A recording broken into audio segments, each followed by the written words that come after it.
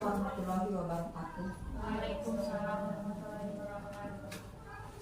Terima kasih kepada Kepala Sekolah SDN 1 Wamonjaya. Terima kasih juga kepada guru-guru SDN 1 Wamonjaya yang telah hadir. Kami ucapkan puji dan syukur kita panjatkan kepada Allah Al-Ghafur, rahmat dan salam. Mudah-mudahan dilimpah curahkan ke Nabi kita semua, yaitu Nabi Muhammad SAW. Dan semoga kita sebagai umatnya mendapatkan pahalanya. Amin ya rabbal alamin.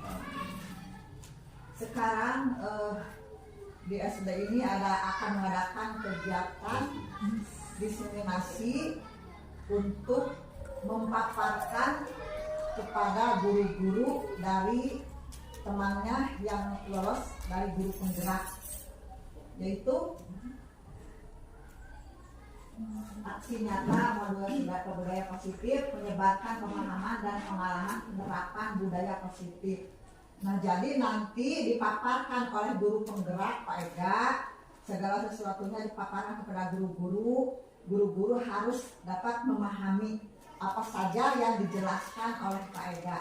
Nanti setelah dipahami, guru-guru semoga dapat dapat memahami hasilnya. Kemudian apa-apa yang nanti tidak mengerti boleh didiskusikan atau dipertanyakan kepada yang memaparkan materi ini. Dari Ibu dicukupkan sekian. Wassalamualaikum warahmatullahi wabarakatuh. Waalaikumsalam.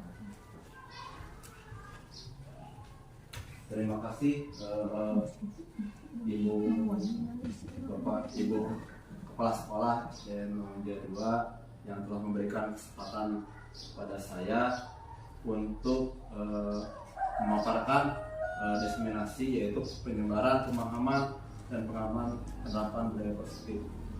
Sebelumnya, Bismillahirrahmanirrahim. Assalamualaikum warahmatullahi wabarakatuh. Waalaikumsalam warahmatullahi wabarakatuh. Yang terhormat Ibu Kepala Sekolah SDN Wamonjaya 1, yang terhormat Ibu Kepala Sekolah SDN Wamonjaya 2, yang terhormat guru-guru hebat SDN Wamonjaya 1 dan SDN Wamonjaya 2 yang saya banggakan.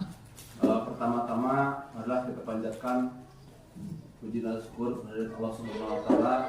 Pada hari ini kita diberikan kesempatan untuk bisa berkumpul di tempat yang berbahagia ini dalam rangka kegiatan diseminasi, yaitu penyebaran pemahaman dan pengalaman penerapan budaya positif.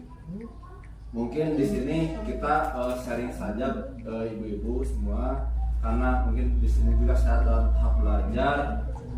Saya mungkin memahami modul 1.4 ini untuk disebarkan ke ibu-ibu semua, agar kita semua dapat memahami apa yang menjadi tema dalam budaya positif. Dan saya minta maaf, mungkin di sini bukan bermaksud untuk menggurui, tapi ini kita hanya sharing saja pengalaman apa yang telah saya pelajari di modul budaya positif. Selanjutnya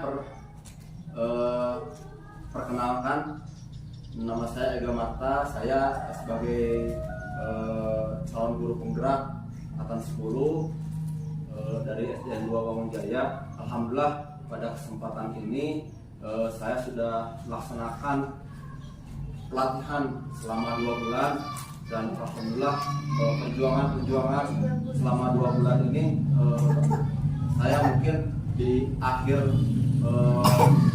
modul dari modul 1 ini 1.4 tadi saya harus melaksanakan aksi nyata. Ini sebagai sebuah aksi nyata di mana harus mengimplementasikan dari apa yang telah saya pelajari, yaitu modul 1.4 budaya positif.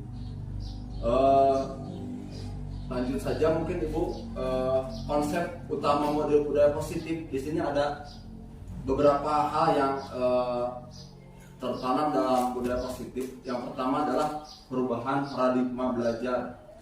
Yang kedua adalah disiplin positif. Yang ketiga adalah kebutuhan dasar manusia. Keempat adalah motivasi perilaku manusia. keempat ada posisi kontrol restitusi sebagai guru. Kelima adalah keyakinan kelas. Ya, keenam selanjutnya adalah segitiga restitusi. Kenapa ini disampaikan kepada Bapak Ibu semua?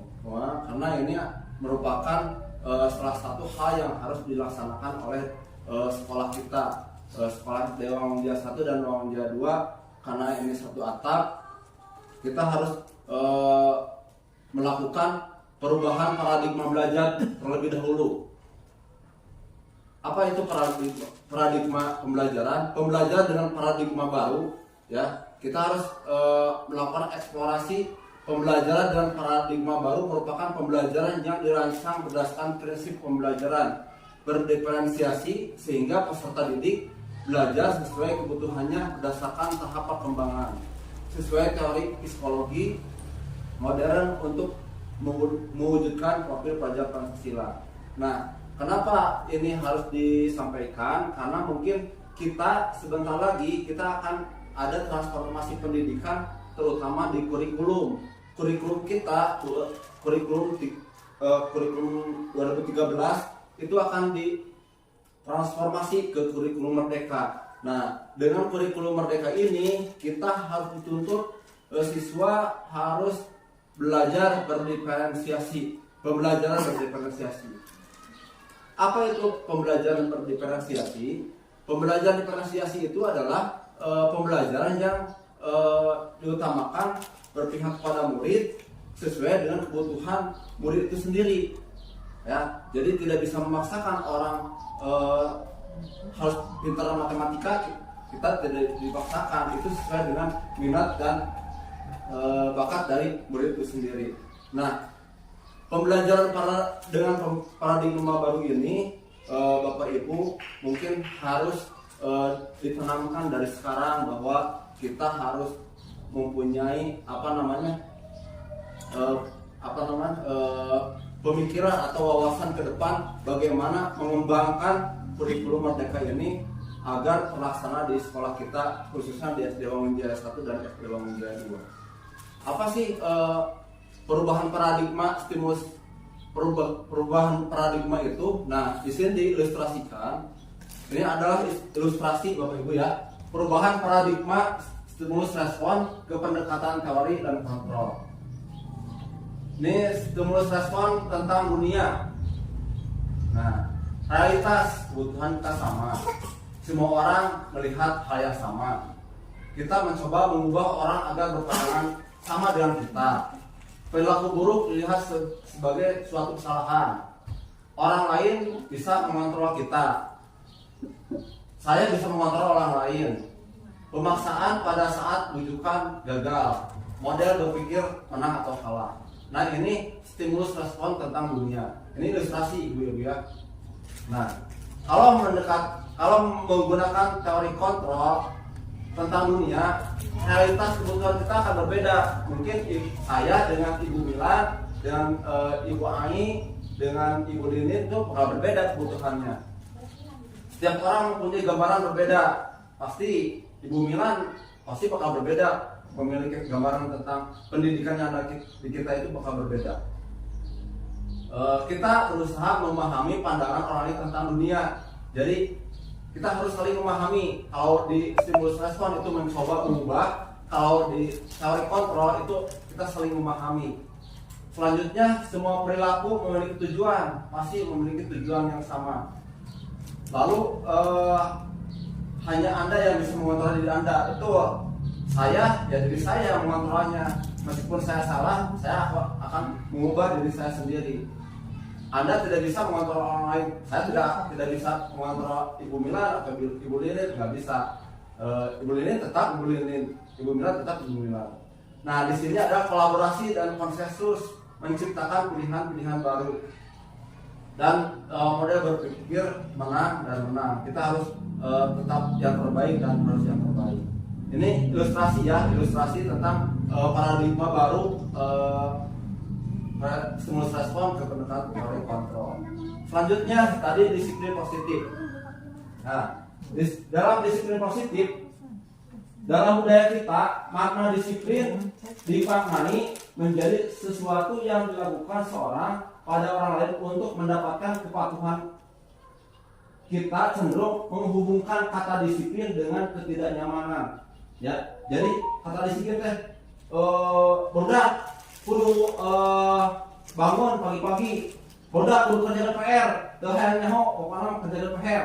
Nah, ini kan sementara yang selama ini hal seperti itu ya mendapatkan kepatuhan ya tentang disiplin itu. Bodak kalau upacara harus pakai sepatu. Nah, itu tentang kedisiplinan. Nah, ini kita sebagai pendidik, tujuan kita adalah menciptakan anak-anak yang memiliki disiplin diri sehingga mereka bisa berperilaku dengan mengacu pada nilai-nilai kebajikan universal yang memiliki motivasi intrinsik bukan ekstrinsik.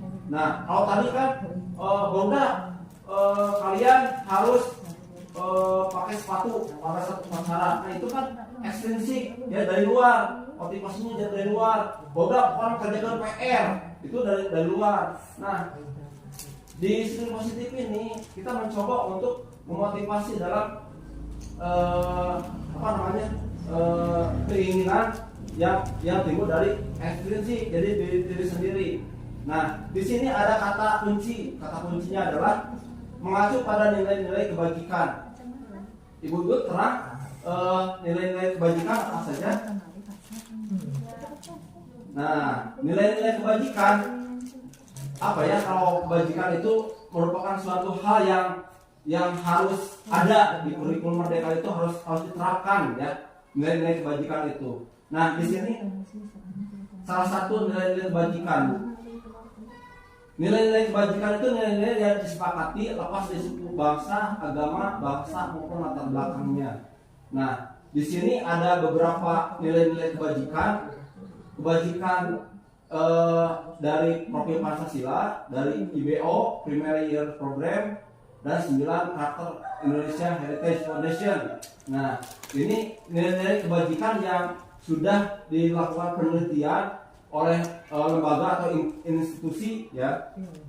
Karena kita institusinya di pendidikan, itu kita ada di profil pelajar Pancasila.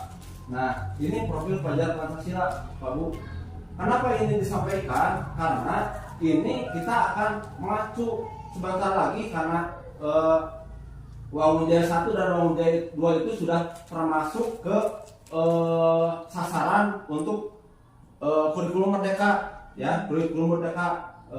Makanya ini harus disampaikan. Profil pelajar Pancasila ya, beriman, bertakwa kepada Tuhan Yang Maha Esa, berakhlak mulia, berikan makan global, gotong royong, mandiri, kreatif, dan bernalar kritis. Nah, ini bisa dilakukan ya. Belajar Pancasila, beriman dan bertakwa pada Tuhan Yang Esa, dan berakhlak mulia, berkebinekaan global, gotong royong, mandiri, kreatif, dan bernalar kritis. Nah, ini harus disampaikan ke anak-anak, ibu-ibu ya, harus disampaikan ke anak-anak bahwa inilah hal yang harus dikuasai anak-anak dalam posisi disiplin kita sebagai siswa yang ada di SD Uang Jaya 1 dan SD Uang Jaya 2.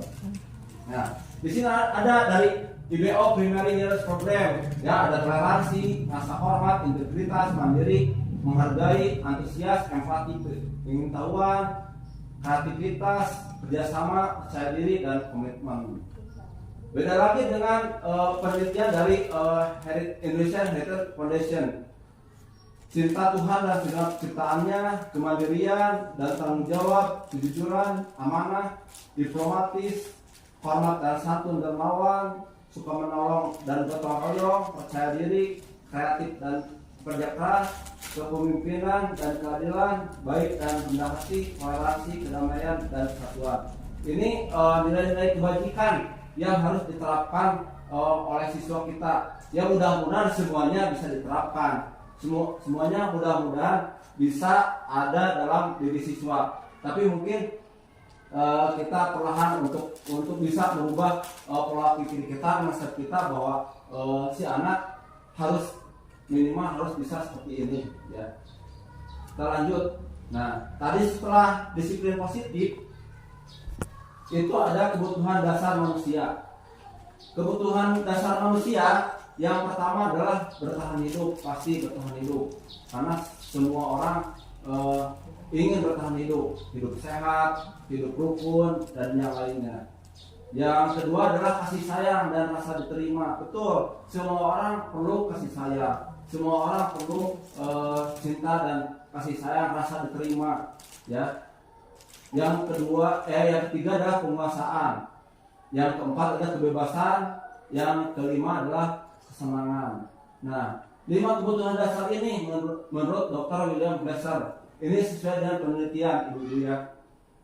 Nah, tadi bertahan hidup. Otomatis kita kalau belajar di pramuka itu bertahan hidup itu hal yang utama, survival. Kita bertahan hidup dimanapun itu kita harus bisa bertahan hidup semaksimal mungkin. Meskipun kita tidak punya uang, kita tidak punya materi, kita tidak punya perbekalan, kita harus tetap bertahan hidup apapun itu caranya. Nah, manusia ini kebutuhan manusia yang pertama. Yang kedua adalah penguasaan. Dalam penguasaan ini kita punya hak kita apa sih yang kita inginkan ya. Pasti misalkan ada ini misalkan punya hak saya, kewajiban saya adalah mengajar di kelas. Hak saya itu honor dari sekolah, itu hak yang harus diterima oleh Ibu Lilin ya, karena sudah memenuhi kewajiban. Selanjutnya pasti kasih sayang dan rasa diterima ya, kasih sayang dari saudara, kasih sayang dari keluarga, kasih sayang dari kepala sekolah ya. Mungkin kalau misalkan Bu, saya mau mengajukan pinjaman ke Ibu, boleh nggak? Nah, Ibu karena kasihan kepada kita, Ibu ngasih. Nah, itu secara tidak langsung kasih sayang dari kepala sekolah kepada kita. Nah, itu salah satu contohnya.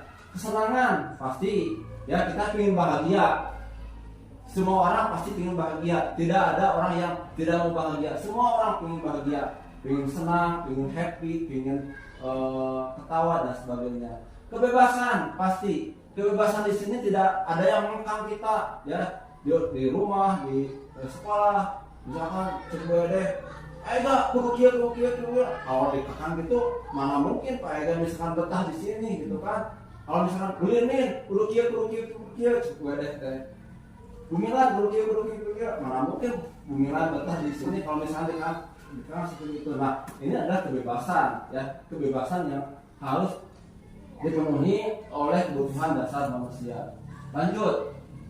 Selanjutnya adalah motivasi perilaku manusia. Motivasi merupakan dorongan yang timbul dari seorang sadar atau tidak sadar untuk melakukan suatu tindakan dengan tujuan tertentu. Nah, di sini ada 3. Satu adalah menghindari ketidaknyamanan dan hukuman.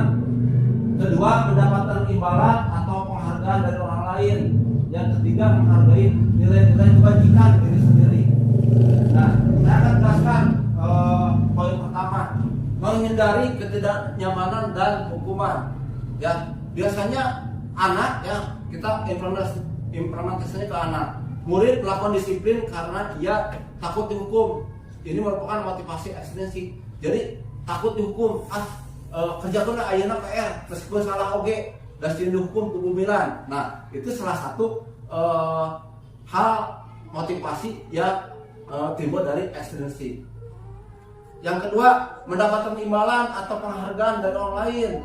Misalkan contoh di kelas saya juga pernah dilakukan.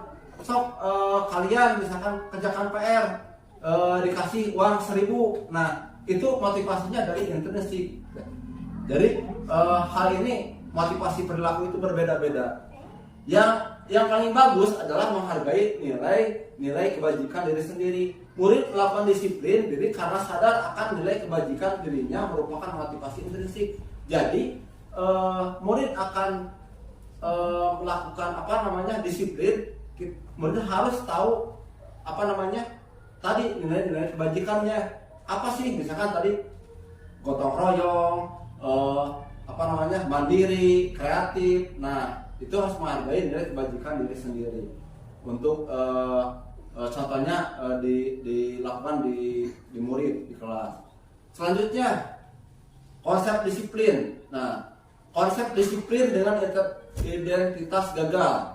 Nah ada hukuman, ada penghargaan. Hukuman ini yang gagal, ya. Hukuman itu pasti menyakitkan, terus tidak nyaman, apalagi kalau siswanya pendendam, ya. Tuh yang di sekolah. Nah ini itu ada ketidaknyamannya. Terus misalkan murid takut, sieun kepaega mah karena sieun dijewer dan sebagainya. Nah ini yang harus dihindari. Terus memaksa, kamu pokoknya mah karena tidak mengerjakan PR, kamu harus memaksa, harus kerjakan ini, misal menulis dan sebagainya. Menyembunyikan kesalahan, murid menyembunyikan kesalahan. Nah ini juga hal yang harus dihindari, ya. Terus murid menjadi rendah diri, ya ini harus dihindari. Terus untuk penghargaan tidak efektif karena merusak hubungan ya, sifat iri. Kalau kita memberikan penghargaan ya kepada seorang, misalkan di kelas kita memberikan reward, ya itu sebetulnya merusak hubungan karena sifat iri.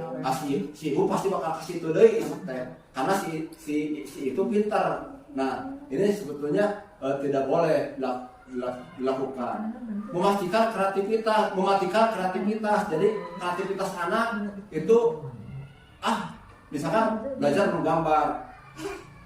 menggambar, si anak misalkan dikumpulkan anu bagus dipunten 100 teh, tapi anu jelek kalau jelek dipunten misalkan sayana. Nah ini pasti bakal mematikan kreativitas anak, karena proses belajar itu Bu, yang saya pahami karena saya sudah memperdalami modul 1.1 sampai 1.4, jadi berproses. Meskipun anak sekarang itu butut misalkan dalam kreativitas, nah cobalah untuk pertemuan selanjutnya ada perkembangan nggak, ada perubahan nggak gitu ya. Itu contoh dalam misalkan menggambar. Terus menghukum dengan sistem ranking. Nah karena ranking 1 misalkan contoh di kelas 5 sahur itu ranking 1, otomatis ibu pasti bakal menjadi objek sasaran itu sahur pasti sekarang tuh ranking 1. Nah ini sebetulnya jangan dilakukan untuk sistem ranking. Merampas hak dan menghargai dirinya, merampas hak orang lain itu tidak boleh kita rampas, apalagi hak anak, hak murid, ya. Di kurikulum Merdeka itu dijelaskan bahwa konsep disiplin dengan identitas gagal itu seperti ini. Selanjutnya konsep disiplin dengan identitas sukses. Nah ini yang harus diterapkan di kurikulum Merdeka. Kita ada konsekuensi dan ada restitusi. Nah, konsekuensi adalah penguatan jangka pendek. Tadi ketika misalkan anak itu gambarnya tidak bagus, ya kita kasih apresiasi, tapi coba untuk pertemuan selanjutnya ada perubahan nggak untuk lebih bagus lagi. Nah, itu penguatan jangka pendek. Yang kedua adalah perlu monitoring berkelanjutan. Nah, dari proses menggambar kita monitor apakah si anak ini dari minggu sekarang ke minggu depan itu ada perubahan nggak, misalkan belajar dengan gambar gitu di kelas. Nah ini proses monitoring berkelanjutan. Yang ketiga adalah stimulus respon. Kita harus merasa anak, kita harus menggambar lebih bagus ya untuk kedepannya, karena ini akan menjadi penilaian kalian sendiri, akan menjadi keterampilan kalian sendiri. Nah di stimulus respon ini adalah kita memberikan rangsangan kepada anak. Selanjutnya murid menghormati peraturan. Karena kita misalkan masuk jam 7.30, anak-anak jam 7.15 sudah ada di sini, ya. Itu harus menghormati peraturan. Kehilangan waktu untuk merenungi kesalahannya. Jadi anak-anak kalau misalnya kita salah, ya dikasih waktu untuk merenungi apa yang menjadi kesalahan kita. Nah nanti dijelaskan di restitusi ya. Restitusi, murid bertanggung jawab untuk perilakunya. Nah kemarin saya sudah melaksanakan model restitusi, bagaimana anak mempertanggungjawabkan perilakunya yang telah dilanggar. Terus fokus pada pemecahan masalah jangka panjang. Setelah kita melakukan restitusi, nah si anak harus memecahkan apa yang menjadi masalah, itu harus dipecahkan dalam jangka panjangnya. Selanjutnya murid menghormati dirinya dan orang lain, pasti ini mah. Terus teori kontrol murid, bersemangat untuk memperbaiki kesalahan. Nah ini di segitiga restitusi nanti akan dijelaskan untuk restitusi dalam konsep disiplin dengan identitas sukses. Selanjutnya konsep disiplin pendekatan restitusi. Nah, apa itu restitusi? Restitusi adalah proses menciptakan kondisi bagi murid untuk memperbaiki kesalahan mereka sehingga mereka bisa kembali pada kelompok mereka dengan karakter yang lebih kuat. Artinya, ketika anak punya kesalahan apapun itu, contoh nanti akan dicontohkan, apapun itu kesalahannya, kita coba untuk direstitusi, kita coba untuk diberikan pemahaman bahwa anak itu tidak boleh melakukan kesalahan itu lagi. Nah itu proses restitusi. Dan sehingga si anak setelah diberikan pemahaman, anak itu menjadi hal yang lebih baik ke depannya. Lalu ada ciri-ciri restitusi.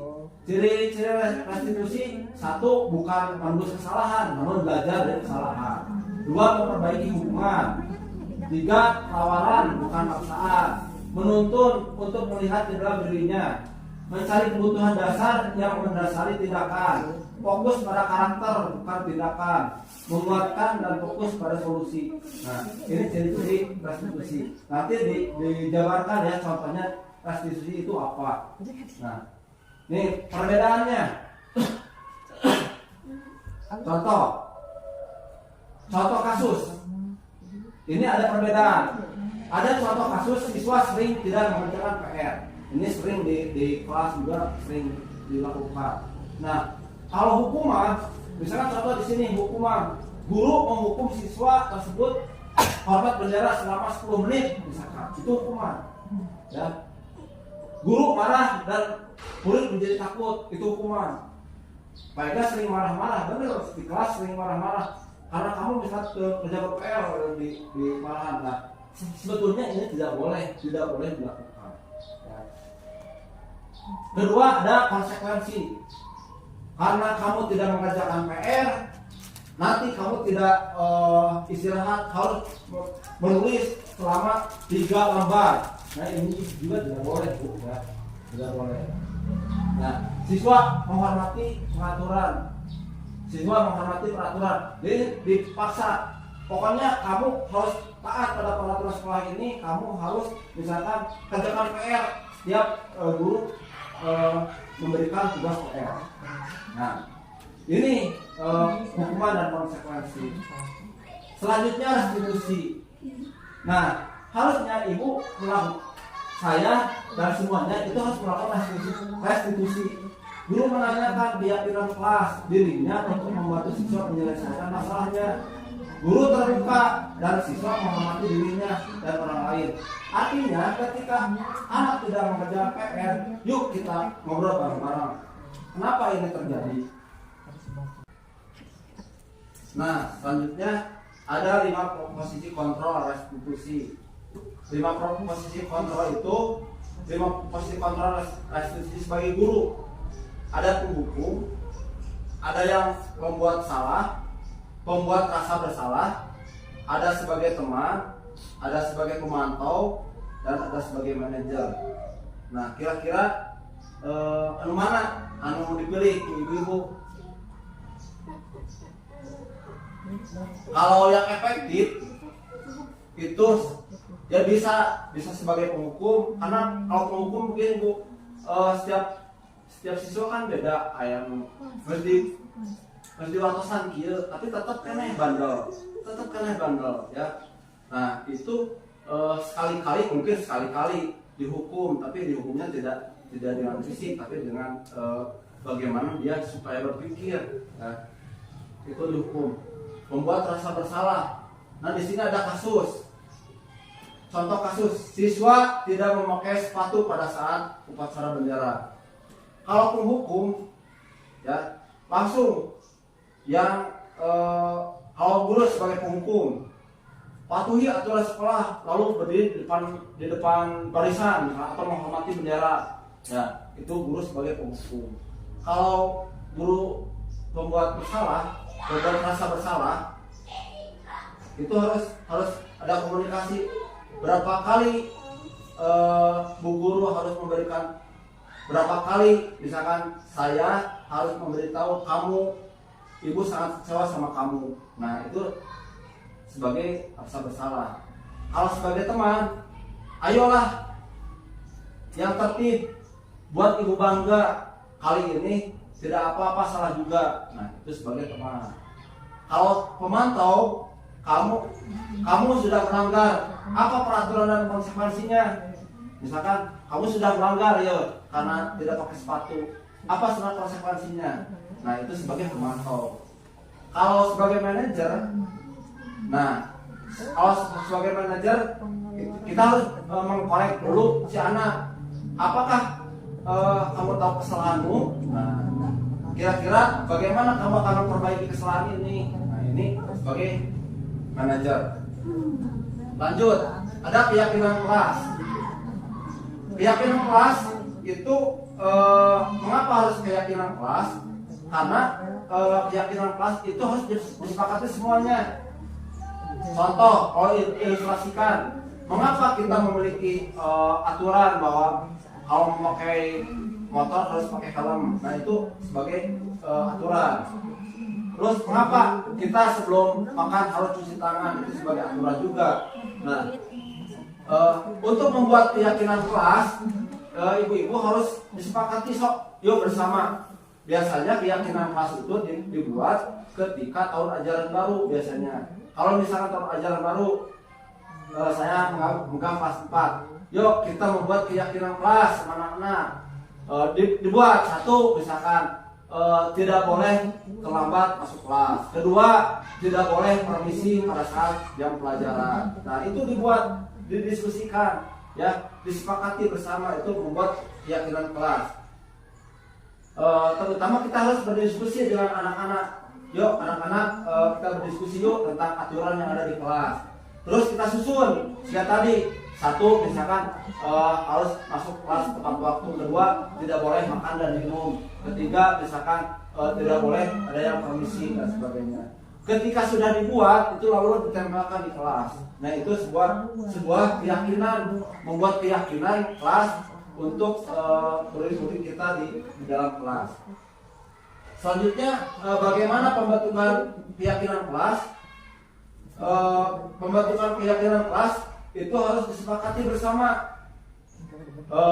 Entah anu hese-hese nya misalkan naon itunya, misalkan harus membayar uang kas sebesar 20.000 per bulan misalkan. Itu kan yang susah-susah sebetulnya mah. Apakah si anak itu kaduga atau pinter gitu. Nah, kita harus melihat dulu. Kalau misalkan yang melanggar aturan atau yang tidak beberes itu didenda Rp500. Nah itu hal yang wajar sebetulnya.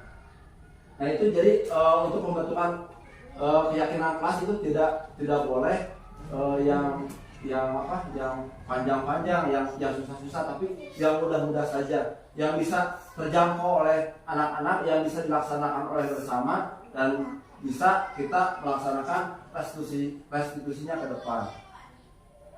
Selanjutnya, segitiga restitusi.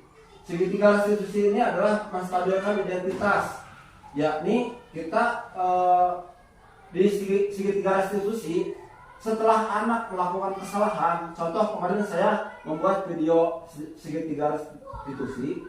Ketika anak membuat kesalahan di kelas, ya, Nah, kita tidak langsung membuat segitiga restitusi, tapi ketika sudah melakukan kesalahan, kita panggil ke ruangan, ya, ke ruangan kantor, ke ruangan yang lebih steril, ya. Kita berdiskusi. Nah, di dalam diskusi itu, hal yang pertama adalah menstabilkan identitas. Apa maksudnya menstabilkan identitas? Ya, kita coba ke anak itu kenapa melakukan pelanggaran, kenapa itu makan di kelas. Nah, terus semua orang juga pasti punya kesalahan dan sebagainya. Kita berdiskusi untuk pemecahan solusinya seperti apa. Itu menstabilkan identitas. Selanjutnya memvalidasi tindakan yang salah. Tanya ke anak, si anak itu melakukan itu salah atau tidak. Nah, ini yang harus ditimbulkan. Tadi faktor intrinsiknya harus ditimbulkan. Lalu yang ketiga adalah menanyakan keyakinan kelas. Nih, di keyakinan kelas kalian sudah dibuat nih keyakinan kelas. Nah, di keyakinan kelas itu anak tidak boleh makan di kelas. Ternyata kamu misalkan makan salah atau tidak, kamu sudah melanggar yang disepakati atau tidak. Nah, ini tahapan-tahapan dalam melakukan segitiga restitusi. Nah, selanjutnya segitiga restitusi ini harus ditampilkan sebetulnya dari hasil yang saya kemarin, cuman karena waktunya listriknya padam, kita mungkin di lain waktu kita akan lanjutkan kembali untuk menayangkan bagaimana sih penerapan segitiga restitusi teh, kumaha carana, kumaha polana untuk supaya anak ketika membuat kesalahan kita panggil ke kantor, kita tidak dimarah-marahi di kantor itu kita membuat segitiga restitusi yang tadi menstabilkan identitas, menanyakan validasi kesalahannya, terus meyakinkan kelas, meyakinkan mereka. Nah, melakukan perubahan dari yang tadinya perbuatan buruk ke perbuatan yang baik. Mungkin itu ibu-ibu karena lampunya mati, saya cukupkan sekian. Mohon maaf atas segala kekurangan. Kalau ada yang mau ditanyakan, kami persilahkan. Sebelum kami tutup. Ya, Bu.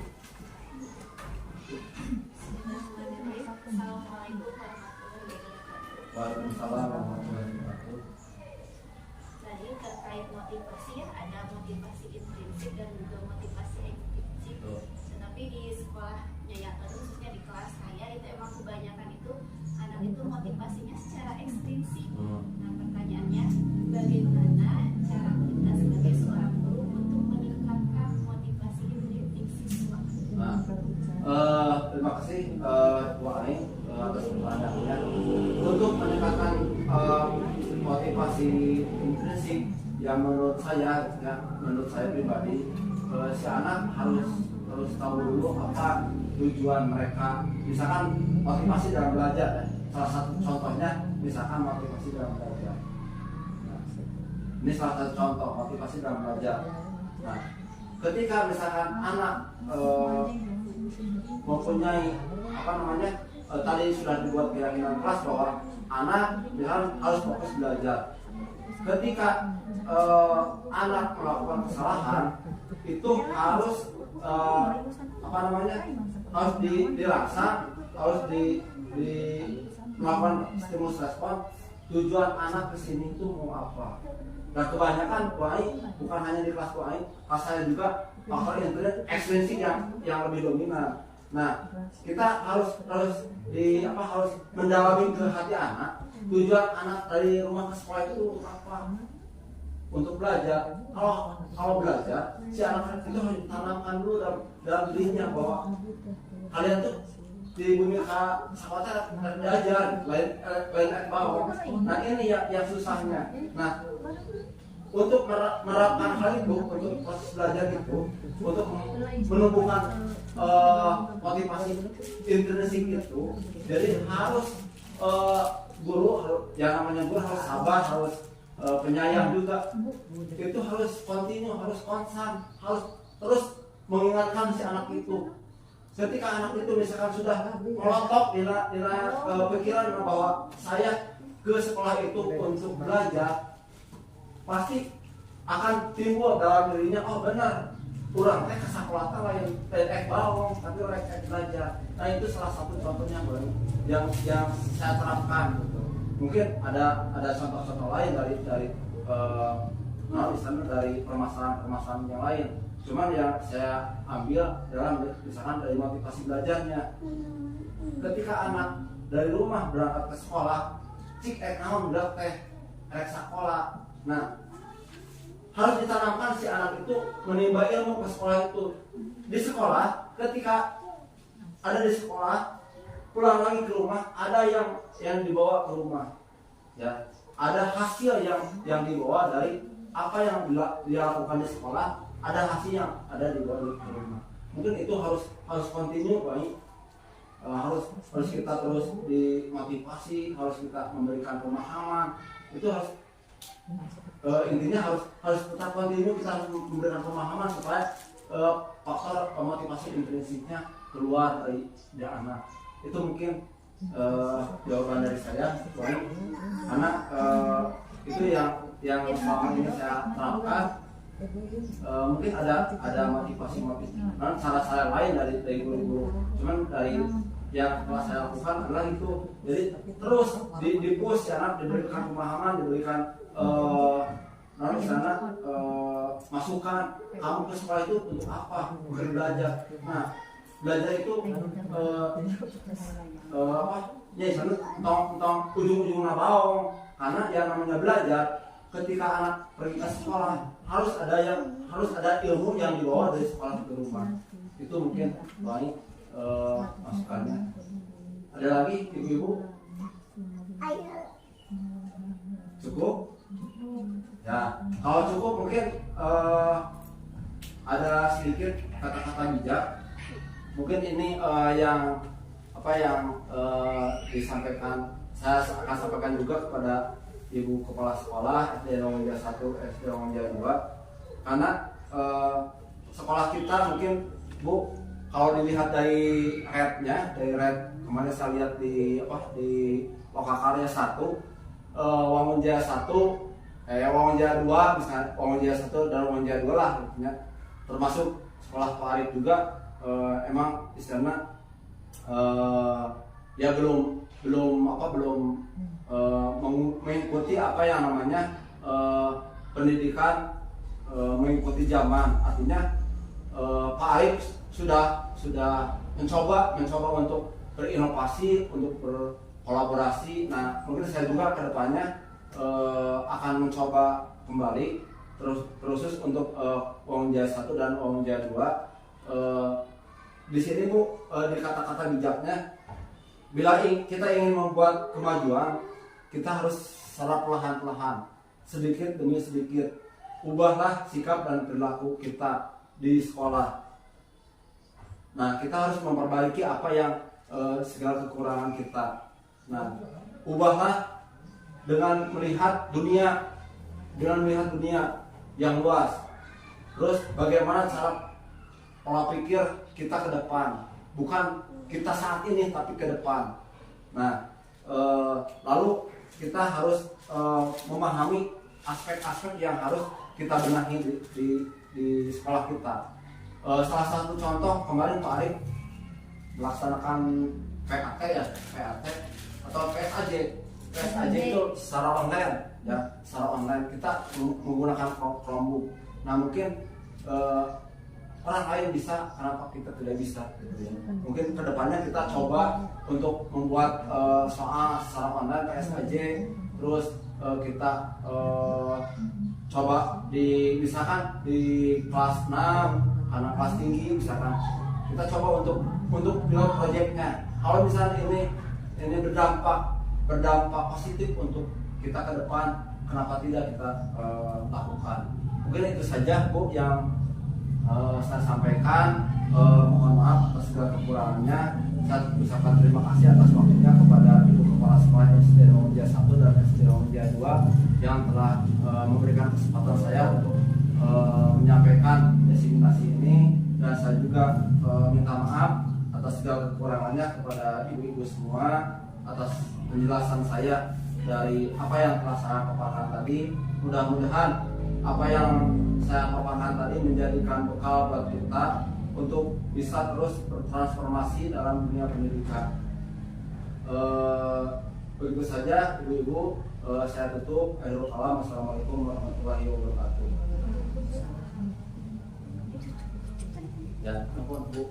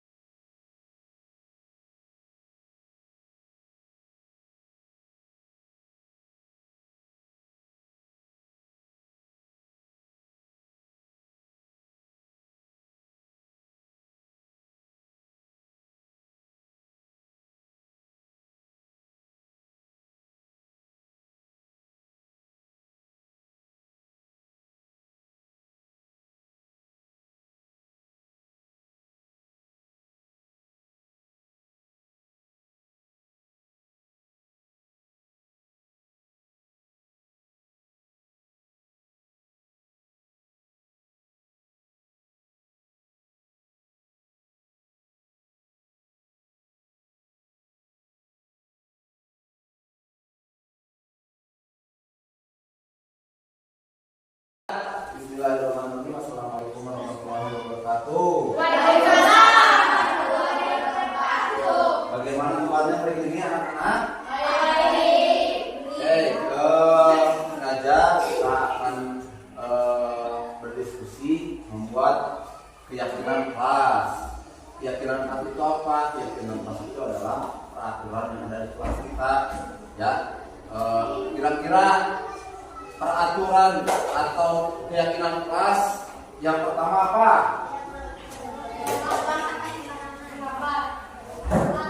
Tidak boleh atau tidak boleh terlambat ke kelas. Yang kedua, tidak boleh makan di kelas. Yang ketiga, tidak boleh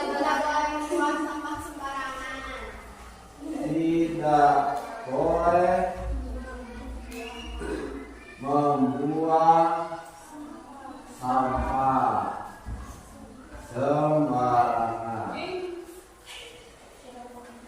Yang keempat, tidak boleh berkelahi. Yang kelima, tidak boleh bawa handphone sampai terus.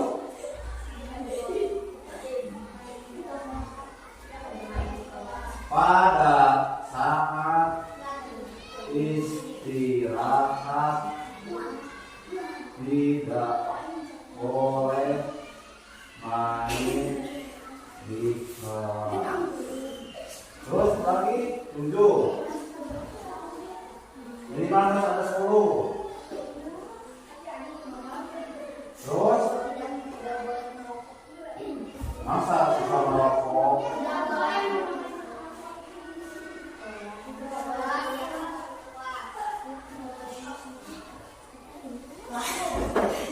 Tidak boleh memakai jaket.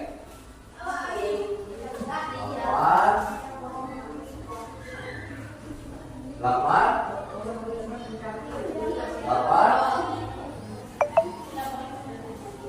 Ketika guru menerangkan harus fokus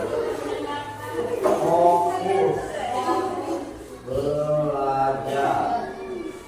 9.